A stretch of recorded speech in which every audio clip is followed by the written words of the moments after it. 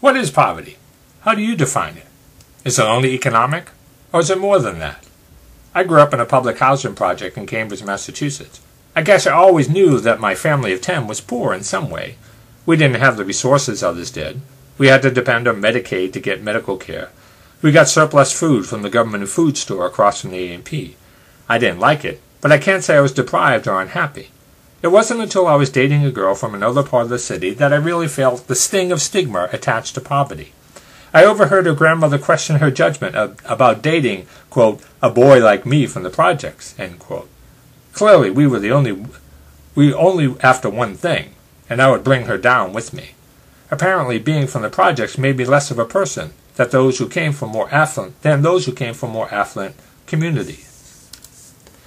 Whose problem is poverty? Some would contend that poverty is a result of the poor choices on the part of the people. Here's a Jon Stewart clip that highlights some of the ideas associated with this.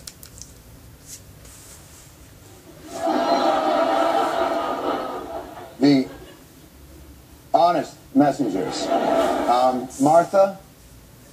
Really? What? Did you even watch the program? What are you talking about, Barney? We've looked at the food stamp program, not at the recipients. We haven't characterized the recipients. We've looked at the program. We're not saying that the recipients of food stamps are bad people or that they're lazy. That is such a rich buffet of bull. I can't. That's a 3-course prefix. I'm sorry, prick fest. For starters, let's demonstrate Fox's contempt for those in poverty in our first course of this meal. An amuse-douche, if you will. America's poor are actually living the good life. Just call them pennies from government heaven. The United States of entitlement. A nation of takers. Entitlement society.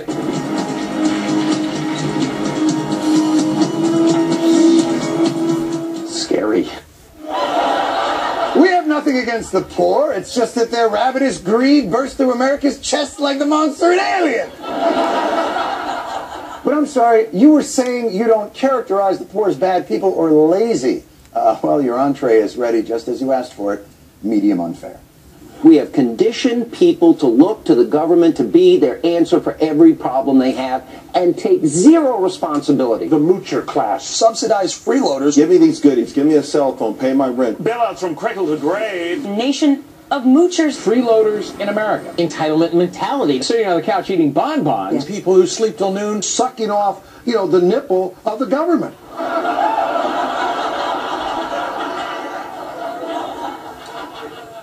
How removed from reality is Fox's perception of their own coverage on poverty? The main defender of your network's attitude towards those in poverty is the main offender.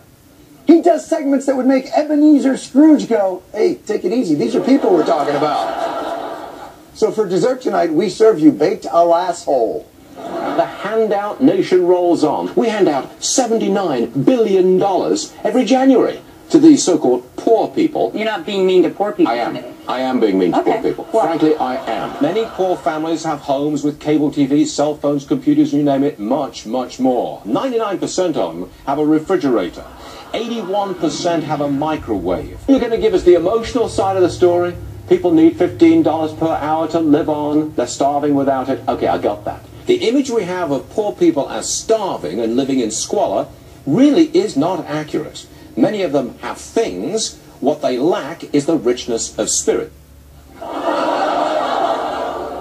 Anyway, you boy, what day is it today? Is it Christmas Day? Oh, go up and buy all the gooses. Keep them out of those lazy poor hands. And if you see a boy on crutches, push him down. He's not crippled. He's crippled at heart. He lacks a richness of legsness. Are these glaring...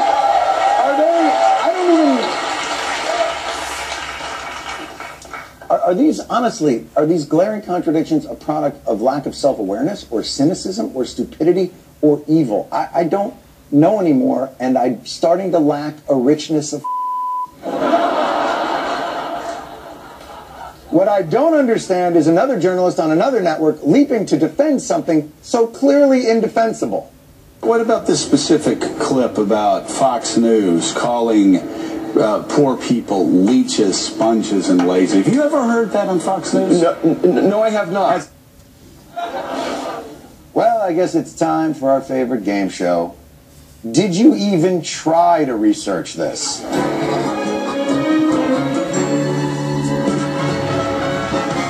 All right, the rules are simple.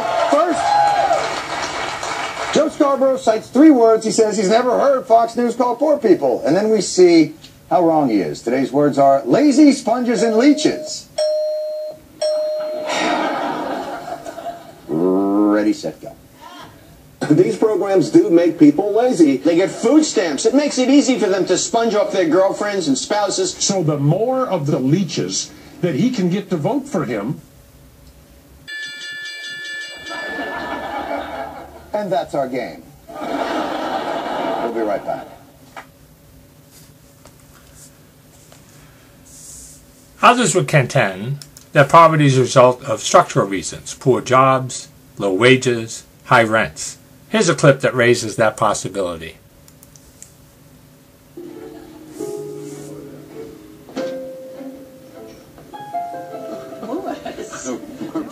Checking up on me? No, we're just stopping by on the way back to the city.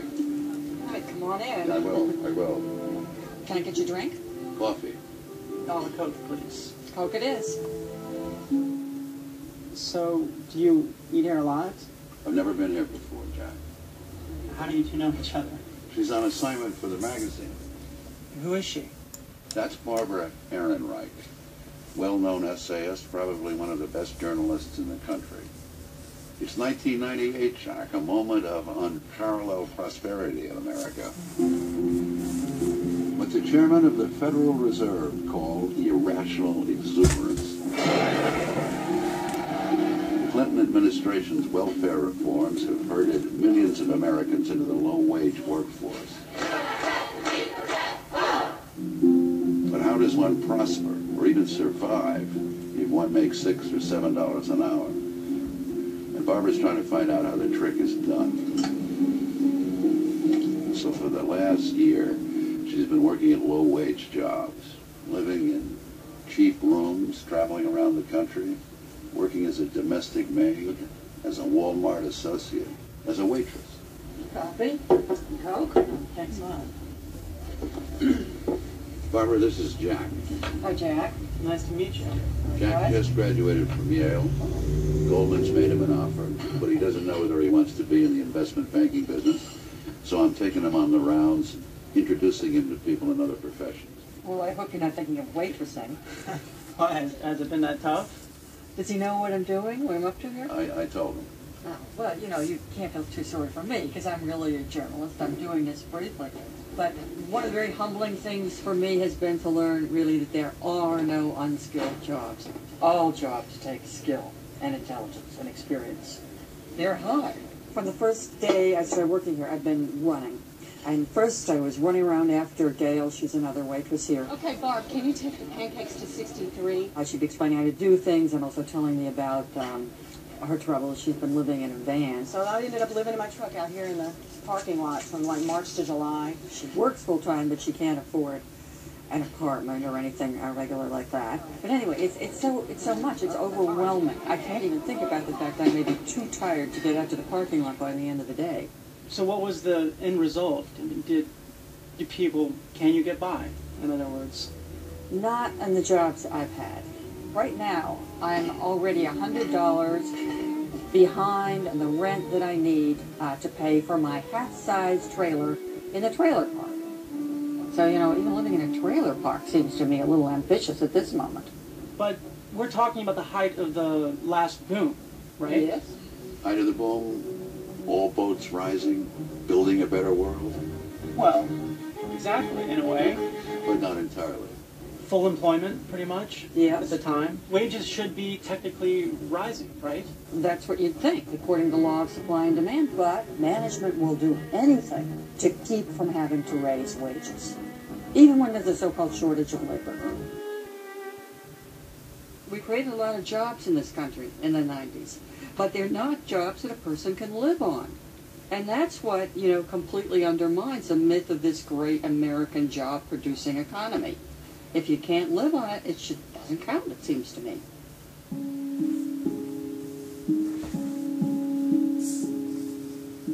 It's not that people are even living at a sustainable level of suffering in many cases. They are living in what I would call a state of emergency. Not enough to eat in many cases, inadequate housing or no home, inadequate child care that really has them nervous all day about how their children are. I'm just having a tough time because you don't see this. You don't see things being as bad as you describe them. You don't see any of this. You don't see it, Jack, because you hang out at Goldman Sachs or wherever it is you want to go to work. But they have philanthropy, public service. A lot of those people devote millions and millions and millions of dollars to building houses in poor communities. Don't tell me about philanthropy, Jack. The real philanthropists in our society are the people who work for less than they can actually live on, because they are giving of their time and their energy and their talents all the time so that people like you can be dressed well and fed cheaply and so on. They're giving to you.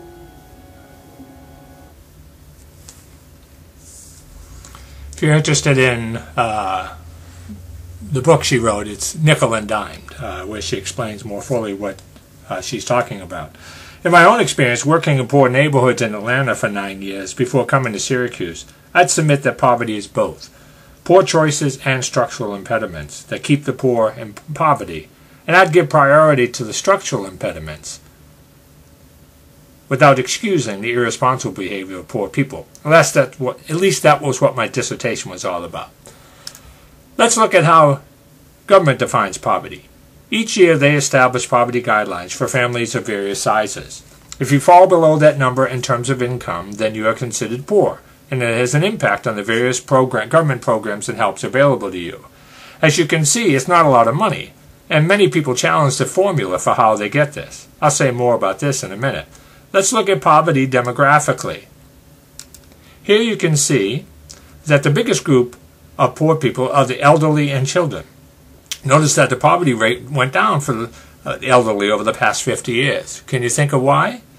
It's because of Social Security and Medicare programs that keep them out of poverty. The slide suggests that women experience poverty at higher rates than men at every age. Here again, can you think why? Part of the reason is because our Social Security payments are linked to our workforce participation. Women who choose to have children generally are out of the workforce for periods of time and often employed in professions that allow them to be available as caregivers, but which don't pay as much as others. This has repercussions for them as they get older, or if they end up being single mothers with children. So here's a question for you to think about. How much money do you need to make ends meet where you live? Pause the video and think about it. I know for my wife and me, we have discovered that our monetary needs have risen dramatically, especially after starting a family. I can't imagine living on less than $35,000 per year. Here's a slide that considers a variety of monthly budgets for family types in Pittsburgh. What do you notice? Remember the earlier slide about poverty levels for a family of 4. Look at what it would cost just to make ends meet. Over $42,000 per year. Look at this video that talks about what the difficulty this is.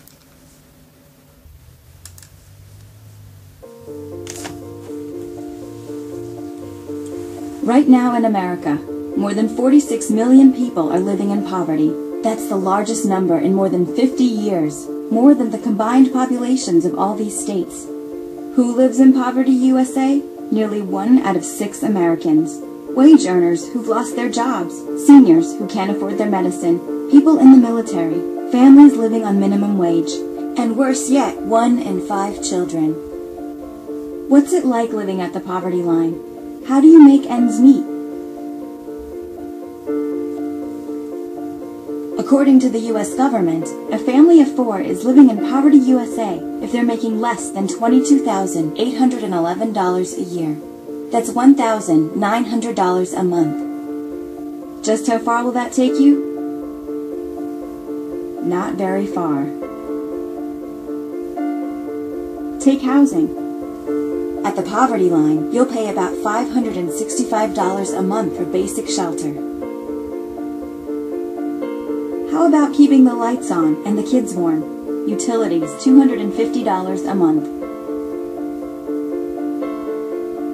You'll need to get to work, to childcare, to the store, but public transportation isn't always available.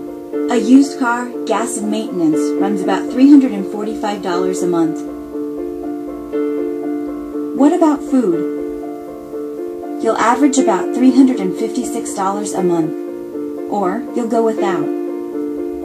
That's why hunger can be a problem when you're living at the poverty line. But maybe you can qualify for assistance, like food stamps, or subsidized school lunches. And while you're at work, your younger children will need childcare. Even with subsidies, you'll spend $220 a month.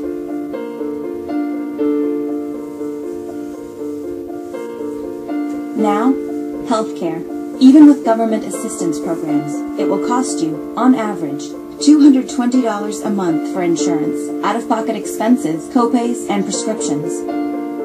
Of course, a surprise illness can be devastating. Many low-wage jobs don't provide sick leave. If you miss work or stay at home with the kids, you'll lose those days' wages, or worse, your job. Now it's the end of the month, and you've run out of money. But the expenses keep coming. Clothing and shoes for your growing children, school supplies, never mind saving for college. What will you let go? Can you hang on until the next payday? Or will you fall deeper into poverty? There are ways out of Poverty USA. Not with a hand out, but with a hand up. Of course, we may not want to have poverty, especially for those who shouldn't be poor. But we know some of the reasons why poverty continues. Why don't we really address it? In 1975, sociologist Herbert Gans suggested that poverty serves functions in society. He's not saying these are the causes of poverty, but they may suggest why we're not so gung-ho about addressing them. In America, poverty functions to provide a low-wage labor pool that's willing, or rather unable to be unwilling, to perform dirty work at low cost. Many economic activities that involve dirty work depend on the poor for their existence. Restaurants, hospitals, parts of the garment industry, truck farming, among others, could not persist in their present form without the poor. Domestics subsidized the upper middle and middle classes, making life easier for their employees and freeing affluent women for a variety of professional, cultural, civic, and partying activities. The poor support innovation in medical practice as patients in teaching and research hospitals and as guinea pigs in medical experiments. Penology would be minuscule without the poor, as would the police. Pentecostal ministers, faith healers, prostitutes, pawn shops, and the peacetime army, which recruits its enlisted men mainly from the poor.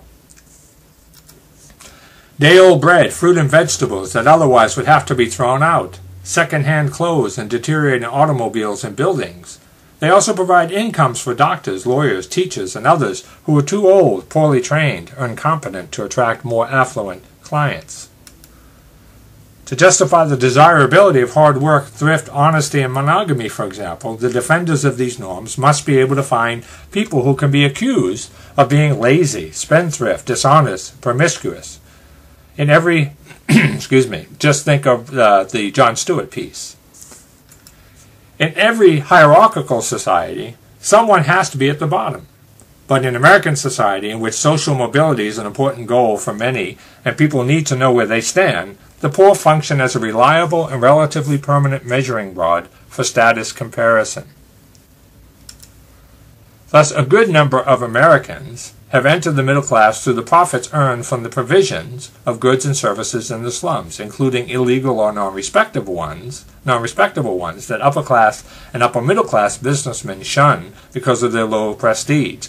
As a result, members of almost every immigrant group have financed their upward mobility by providing slum housing, entertainment, gambling, narcotics, etc. to later arrivals, most recently to blacks and Puerto Ricans.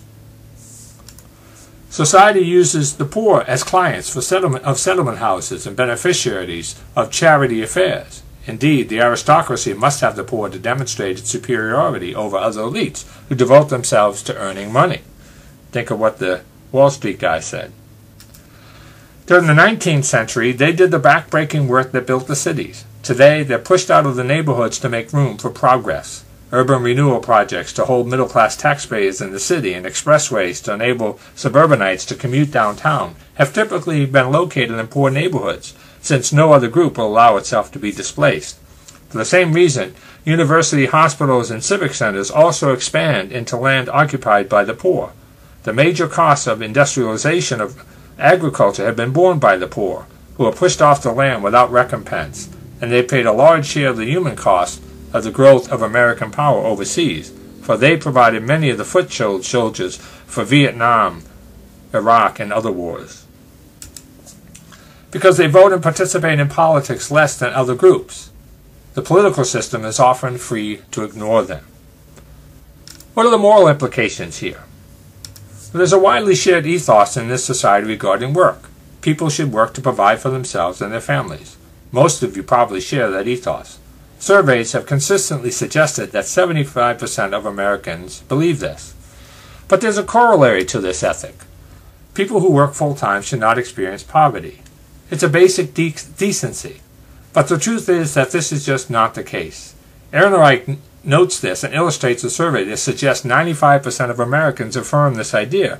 But how should we treat people and workers? Is there any moral guidance here that can set the standards? That can help us eliminate our shame and guilt? Catholic social teaching does provide some possibilities, and I'll note it in a minute. Gudorf suggests that most religious traditions affirm both justice, the common obligations to the poor, and charity, private obligations to the poor. The latter should become habit and routine. If we look at the issue from, Gudorf suggests to deserve justice, it's enough to be human. If we look at this issue from the perspective of Catholic social thought, you can see how the values and beliefs that underlie this perspective lead to challenge the state that the poor are in. The view of the state is that it's an order of creation. The focus is not simply on limited government, as some hold, but the state has a role to play in bringing about the common good.